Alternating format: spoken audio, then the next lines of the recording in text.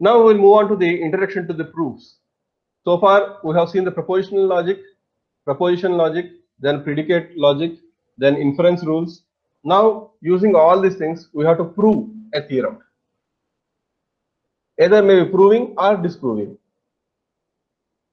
So, mathematical proofs, forms of theorem, direct proofs, indirect proofs, proofs of counterpositive, proof by contradiction. These are the various things that we'll see in this section. A proof is a valid argument that establishes the truth of a statement. In math, CS, and other disciplines, informal proofs, which are generally shorter, are generally used. More than one rule of inference are often used in a step. Step by step, steps may be skipped sometimes to not to explain each and everything. Instead, we'll mention because of so and so rule, we got this statement. Like because of the De Morgan's law or because of absorption law, we got this statement. Just like that, we'll mention. The rules of inference used are not explicitly stated. Easier for to understand and to explain to people, but it is also easier to introduce errors also if it is not properly maintained or if it is not properly quoted the related error, related theorem or related rule or something. Proofs of proofs have many practical applications. Verification that computer program are correct, establishing an operating system is secure, and enabling program to make inferences in artificial intelligence, showing that system specifications are consistent. For all these things in computer science, especially, these proofs will be used as a practical application. A theorem is a statement that can be shown as a true using definitions, other theorems, axioms, rules of inferences. These are the various things that we'll use for proving a statement as a true. A lemma is a helping theorem or a result which needed to prove a theorem. So this is what the difference between lemma and theorem. Lemma is a helping theorem or a result which is needed to prove a theorem. A corollary is a result which follows directly from the theorem. A conjecture is a statement that is being proposed to be true. Once a proof of conjecture is found, it becomes a theorem. It may turn out to be false also. So these are the four different definitions that we'll see in our mathematics textbook or maybe in the theoretical foundation, theoretical computer science books: theorem, lemma, corollary, and conjecture. So we'll see the forms of theorems. Many theorems asserts that a property holds for all elements in a domain, such as integers, the real numbers, or some of the discrete structures that we'll study in this lecture. Often the universal quantifiers is omitted by standard mathematical conventions. Like for example, if x greater than y, where x and y are positive real numbers, then x square greater than y square. Really mean that for all positive real numbers x and y, if x greater than y, then x square is greater than y square. So this is what the thing. Generally, we'll try to. Sometimes we may omit it. So this is called universal quantifier. Need for a precise statement for a theorem for all positive real numbers x and y. That is for all x, for all y. If x is greater than y, then x square is greater than y square. Many theorems have the form like for all x, p of x implies q, and many theorems have the form for all x, p of x implies q of x, p of c implies q of c. This is one thing. To prove them, we show that there is a c, an arbitrary element of the domain. By universal generalization, the truth of the original formula is as follows: p implies q. So we must prove something from of this form. That is, p implies q like that. Even and odd integers. Definition: the integer n is even if there exists an integer k such that n is equal to 2k, and n is odd if there exists an integer k such that n is equal to 2k plus 1. Note that every integer is either even or odd, and no integer is both even and odd. So this is what the condition here. When we have given the condition, when we have the condition like this,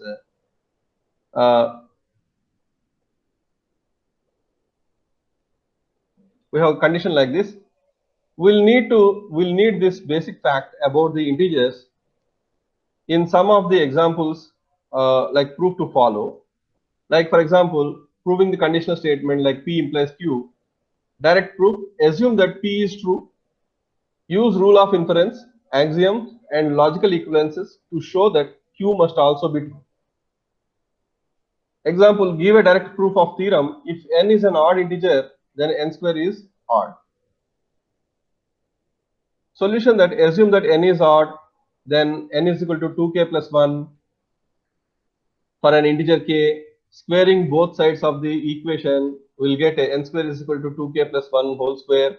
So elaborate that 2k plus 1 whole square, so that 4k square plus 4k plus 1 is equal to 2 of 2k square plus 2k. Then minimize this. So finally, you will get r is equal to 2k square plus 2k, an integer. We have proved that if n is an odd integer, then n square is an odd integer. This is general way of direct proofing. Proving the conditional statements P implies Q. The real number is the real number r is a rational if there exists an integer P and Q where Q not equal to 0, such that r is equal to P by Q. So how we will prove that? Prove the statement, prove that the sum of two rational numbers is rational.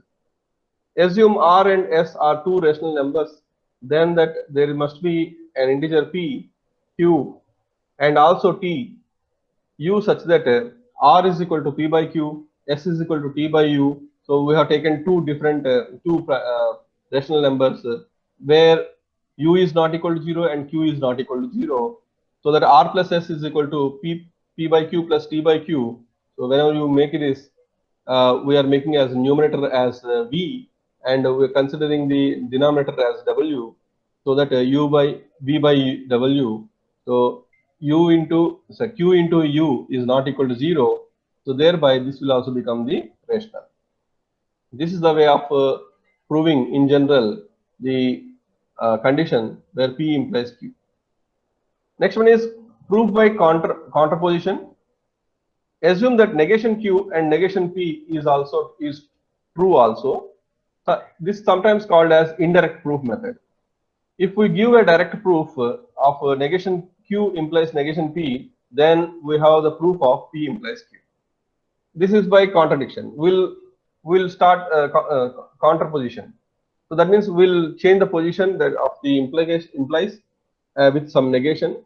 Then we'll prove that the P implies Q is right. Prove that if n is an integer and 3n plus 2 is odd, then n is odd. So how can we prove this? So assume that n is even. So n is equal to 2k for some integer k. Thus 3n plus 2 is equal to 3 of 2k plus 2. That is 6k plus 2. That is 2 of 3k plus 1, which is 2j. For j is equal to 3k plus 1. Therefore 3n plus 2 is even. Since we have shown that negation Q implies negation P, so P implies Q must hold as well. If n is an integer and 3n plus 2 is odd, then n is odd, which is giving you the proof that P implies Q here. That is, prove that if n is an integer, then 3n plus 2 is odd, then n is also odd. So we have taken even, then we have done this. So it is not giving you the solution. So the negation Q implies negation P. So thereby P negation Q must hold as well. This is the way we are proving proof by contraposition. This is another example for the proof by contraposition, and we'll see the proof by contradiction. To prove P, assume negation P and derive a contradiction such that P and negation P, so that so an indirect form of proof. Since we have shown that negation P is false, negation P implies F is true. So it will follow that negation P is false. That means P is true. So this is what called proof by contradiction. So we'll take the disproved that is our negated statement, and we'll try to prove it as false, so that the original will become true. Let us see some small example of this. Use a proof by contradiction to prove that square root of 2 is irrational. Suppose square root of 2 is rational, then we'll start it. So that means here proving square root of 2 is irrational. Now we'll start with square root of 2 is rational. Then there exist integers a and b with the square root 2 is equal to a by b, where b is not equal to 0, and a and b have two no common factors. Then 2 is equal to a square by b square, 2b square is equal to a square. Therefore, a square must be even. If a square is even, then a must be even. Since a is even, so a is equal to 2c for some integer c.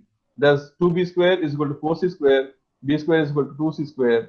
Therefore, b square is even. So thereby, again, then b must be even as well. So, but then 2 must divide both a and b. This contradicts our assumption. So thereby, the proof is that square root of 2 is irrational. So this is just, we'll start with the negative opposite statement, and we'll prove that the opposite, we'll disprove that opposite statement, so that the original statement will become true. Theorems that are biconditional statements. To prove a theorem that is a biconditional statement, that is a statement of the form P, the biconditional, bi implies, that is bidirectional implies Q, we show that P implies Q and Q implies P, both are true. So thereby it is biconditional. So that means usually P implies Q means only in one direction, but this is biconditional, so that P implies Q should also be true, and Q implies P also should be true. Prove the theorem: if n is an integer, then n is odd if and only if n square is odd.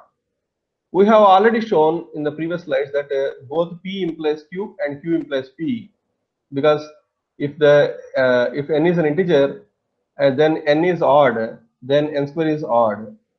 So this already we have shown in the previous slides. P implies Q and Q implies P. Therefore, we can conclude that P biconditional bi implies Q is also true. Sometimes IFF is used as an abbreviation for if and only if. This already we come across for several times. If n is an integer, then n is odd if and only if n square is odd. So with this, this is what the theorem proving means.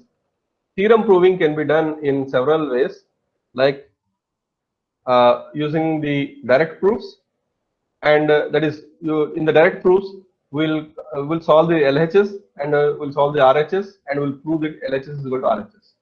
In the indirect proofs, we will use two methods: proof by contrapositive and proof by contradiction. So proof by contrapositive means we'll take the reverse of the theorem, that is the statement, and we'll try to we'll start with the reverse of the theorem and we'll come to the original one. And while coming to the contradiction, we'll take the reverse opposite of the statement and we'll disprove it, so that the original one will become true. So this is what the theorem proving. So total three types of theorem provings will be there: direct proofs, indirect proofs, in which we'll use the contrapositive and contradiction.